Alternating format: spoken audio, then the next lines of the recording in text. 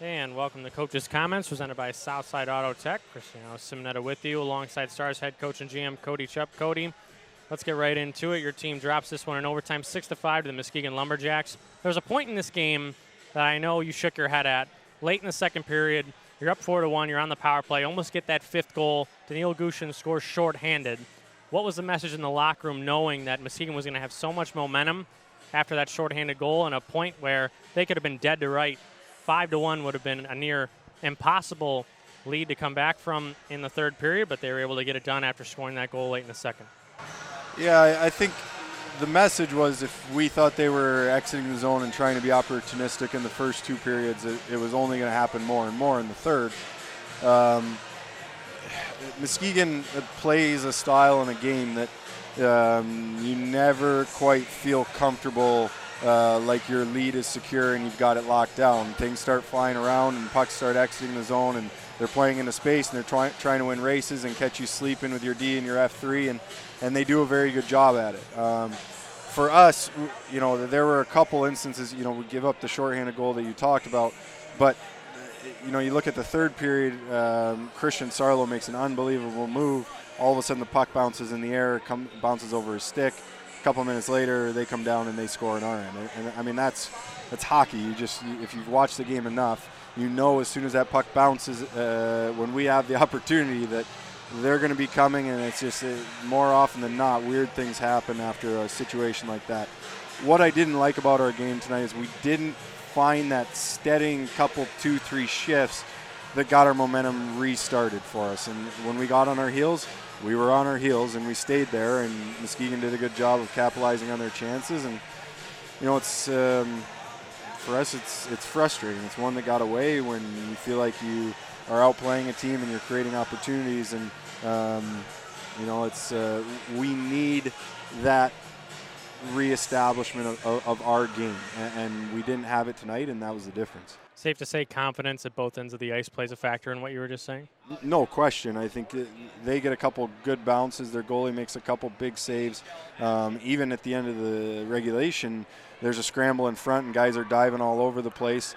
And the confidence at our end was kind of going the other way. We have a couple bad puck plays, a couple bad exchanges between our goalie and our D. We don't recognize our man-on-man situation a couple times.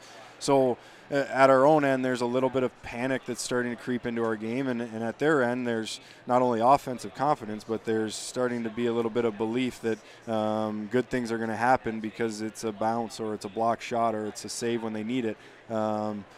So credit goes to them, but we need to do a better job, looking inward after this one. There's no time to hang our heads and pout. We got to turn around tomorrow and do things right for the entirety. We have to find a way to build confidence and build our game. I thought, that was the message coming out of last Saturday, is this is productive for us as long as we build on it. And we had a great week of practice where we did build on it. We need to respond the right way tomorrow. This is one of those things that can shake that confidence, that can shake the direction that we're going as a group. I revert back to what I always say. I like the group. I like the character in our group. I like the leadership in our group. I expect us to respond tomorrow and to do things right. Is it better to have a game right on Saturday night tomorrow to get right back into it, not really fester in this feeling that you guys have right now, and possibly channel that emotion, that frustration into tomorrow's game in a building where it's intimidating once it gets loud, but you've shown through periods of this hockey game that it's a 4-1 game and your team can capitalize on whatever counterattack that Muskegon threw at you? Yeah, I mean, definitely it's good to turn around and play the same team tomorrow, and we should be motivated, and there should be a little bit of extra emotion that goes into our game. What we need to make sure of is that our emotion is focused on us. It's about fueling our game.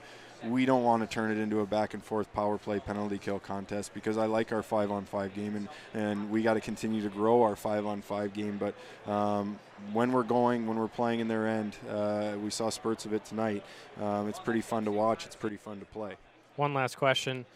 No decision to make that timeout, whether it's the first defensive zone faceoff after all those icings and everything. What was going through your head and maybe Coach Mike's head Is there a right time to call that timeout, maybe drop a play? Because you guys kept winning the faceoffs, just one pass too many or maybe too hard off the high glass, resulting in the ensuing icings once again. Yeah, I mean, it's always a part of our conversation. A lot of times it depends on the personnel that are on the ice. With a veteran group on the ice, most of the time we're asking them. It's usually in those situations where we win a draw, we put it out. It's an icing. It's the guy that chased it. He's the guy you're looking at, asking him if he's okay. And our guys are honest with us in those situations, and they want to win. They don't care if they're out there to end the game. So we rely a lot on them, and it's always easy to look back and say, boy, we should have or we could have. But it's a decision that we have to make in real time. If I would go back right now without watching the game over in video right now, I'd say I'd make the same decision.